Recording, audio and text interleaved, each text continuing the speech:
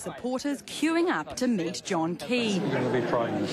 But to get that job, he has to deal first with critics who are targeting his honesty. Are you confident that the New Zealand public can trust you? Absolutely confident.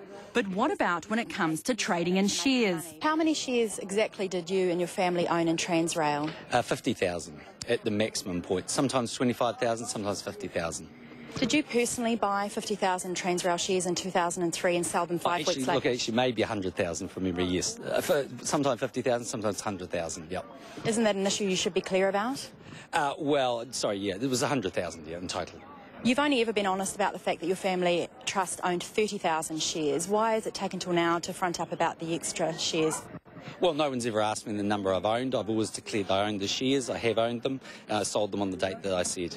The sudden admission about just how many shares he did own comes after weeks of hammering the Prime Minister for not being honest about the Winston Peters political donation saga. And that he was saying that everybody else has got to be absolutely open, absolutely honest, get all the facts out in the public arena, and of course remember everything that happened at some point in the past, but suddenly with Mr Key this doesn't apply. So that whole trust issue comes to the fore again. John Key, though, says he's done nothing wrong and claims the shares were sold before he made any meaningful public statements about the sale of Tranz Rail. I don't ever believe I've traded shares for my own personal benefit with information that I've had from Parliament. You did benefit, though. You doubled your money on those particular shares. Yeah, but I lost money on my overall position. Do you think you should have been trading in that time? Didn't you have more information than your average mum and dad investor? No, the only questions I asked were in the public domain at the point at which I got that information.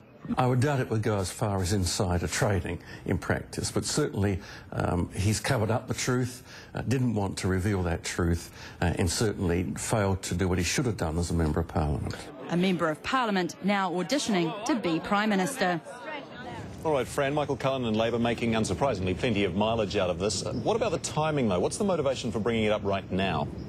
Well, look, Labor has listened through gritted teeth as John Key has attacked the Prime Minister in recent weeks over the Winston Peters donation saga. He's essentially accused Helen Clark of being less than honest and keeping New Zealanders in the dark over what she knew about that issue. Now, I guess Labor's motivation is to bring this up on the eve of the parliamentary debate on the Privileges Committee inquiry into Winston Peters. They've essentially pulled the rug out from under him and left the public with the impression that he's actually no different than a number of other politicians at the moment who are being less than upfront about their behaviour.